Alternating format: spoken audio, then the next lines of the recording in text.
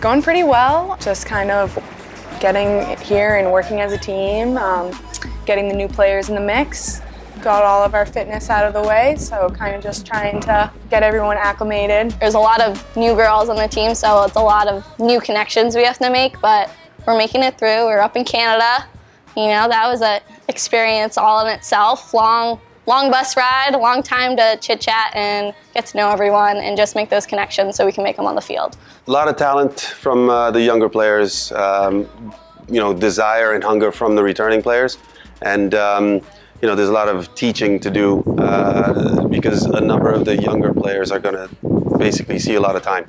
And so we've got to get them caught up to speed as quickly as we can. I feel like they're definitely doing well with how we're trying to play.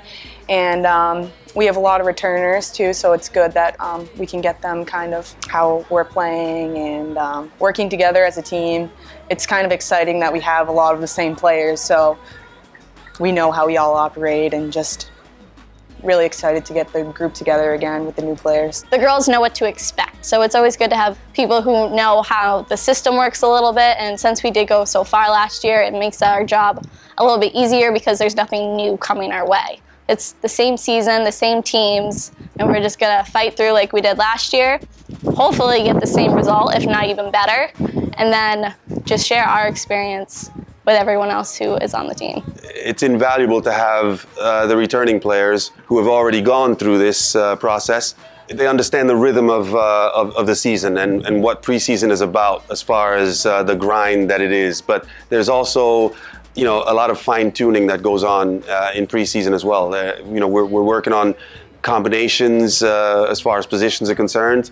We're working on who our second unit is going to be and who can play different positions should we need them to play one or two during the season. The motivation would be, obviously, we won the NE10s last year, so trying to get back into that same place, but really just becoming the team that we are this year and not focusing on too much what we were last year, but coming together as a team, a new team, not the team that we were last year, but focusing on game to game and how we can play better than we did last year and come up with more ways to attack and more ways to defend and just becoming even better than we were last year. So obviously, goal's still the same, get to the NE10. We made it to the NE10s, we did that, we're successful. Obviously, we want to be defending champs. That's a no-brainer right there. But to make it just a little bit farther than we did last year, that's the end goal. So get it to the third round of the NCAAs, make it to the final step, see if we can get into the national tournament. That would be the end goal. But it's important that we just focus one game at a time because we can't get there without getting all the games before that right. We've always set the goal of finishing in the top four. We would love to have a home game for the first round of the playoffs at least. Last year, we happened to have 3 home games and things fell into place.